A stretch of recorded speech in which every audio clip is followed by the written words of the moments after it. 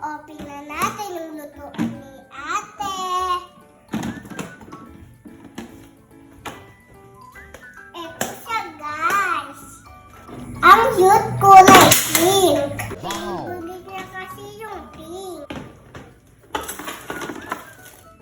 Ito lalagay yung pen flies. Kulan ko muna siya yung pen flies.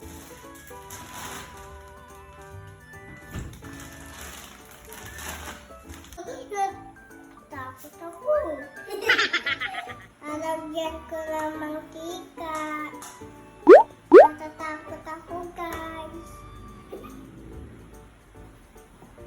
O-on ko na, guys.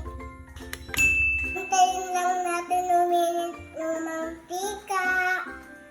Ingat lang po, guys. Magpatulong po kayo sa matatanda. Init na, guys.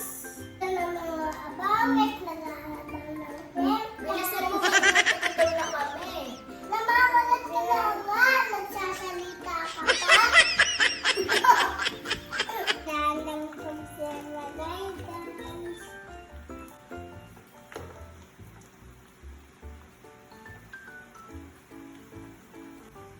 Wow! Wow! Muna kayo? Nag-aantay ba kayo? Ang bango. Doon muna kayo? Di ba luto? Di ba luto? Guys, di ba na tumatalsik? Pero sabi ni mama tumatalsik. Take time ko magluluto, guys. Hindi ko nga kaya, mama. Guys, malapit na maluto. Gusto ko po makita si Charlotte. Ang sarap ng luto ko, no? Tatatakam ka na lang. Ang ganda ko, no? Luto na nga yung pemples. Kakain na kami. Tulong na nga ako kay ate. Gawa naman po tayong sawsawan. Lalagyan po natin ng mayonnaise. Nakapanood ko to kay Ate Erica. Sana mapansin na tayo, no? Huwag naman ketchup. Ang sarap ng mayonnaise.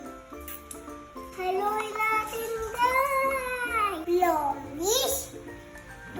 This ngayong araw, luto na yung rice natin. Kain tayo, guys. Ang galing ko magluto. Bibigyan ko na nga mga pinsan ko, guys. Thank you. Kain tayo.